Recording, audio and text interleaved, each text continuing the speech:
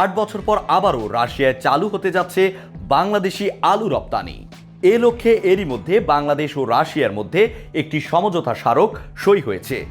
বাংলাদেশ কৃষি উন্নয়ন কর্পোরেশনের চেয়ারম্যান আব্দুল্লাহ সাজ্জাদ ও রাশিয়ার পক্ষে ন্যাশনাল গ্রুপের চেয়ারম্যান আব্দুস সাত্তার মিয়া চুক্তিতে স্বাক্ষর করেন।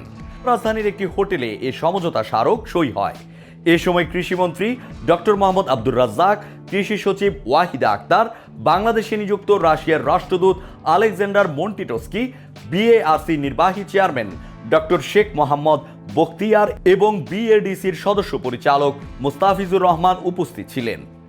চুক্তি স্বাক্ষর অনুষ্ঠানে কৃষিমন্ত্রী বলেন, দেশের আবহাওয়া ও মাটি আলু উৎপাদনের জন্য খুবই অনুকূল।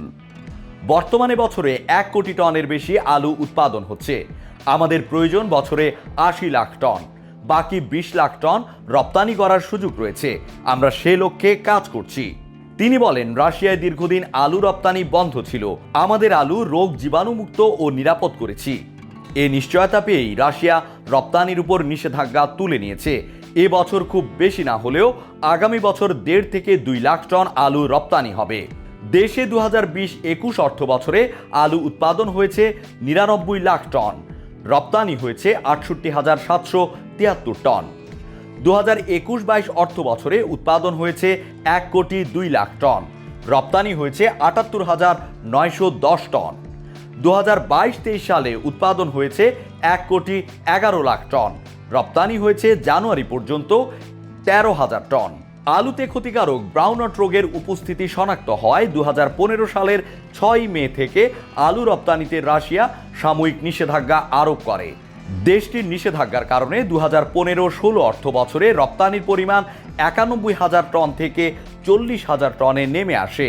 আলুকে ব্যাকটেরিয়া মুক্ত ও নিরাপদ করতে বাংলাদেশ সরকার পদক্ষেপ গ্রহণ করায় 2022 সালের মার্চে রাশিয়া এই নিষেধাজ্ঞা প্রত্যাহার করে নেয়। রাশিয়া 2021 সালে 18 কোটি টন আলু উৎপাদন করে। বিপরীতে ব্যবহারের পরিমাণ ছিল 123 কোটি টন। ঘাটতি মেটানোর জন্য রাশিয়া ওই বছর মিশর থেকে 10 কোটি 20 লাখ ডলার, আজারবাইজান থেকে 3 কোটি 84 লাখ ডলার, বেলারুশ থেকে 2 কোটি 52 লাখ ডলার, পাকিস্তান থেকে 1 কোটি 65 লাখ ডলার এবং জর্জিয়া থেকে 1 কোটি 63 লাখ ডলার ও অন্যান্য দেশ থেকে 2 কোটি 16 লাখ ডলার সহ সর্বমোট 21 কোটি 80 লাখ ডলারের আলু আমদানি করেছে। বিএডিসি সূত্রে জানা গেছে, এরই মধ্যে রপ্তানি উপযোগী আলুর 10টি উন্নত জাত উদ্ভাবন করেছে বিএডিসি।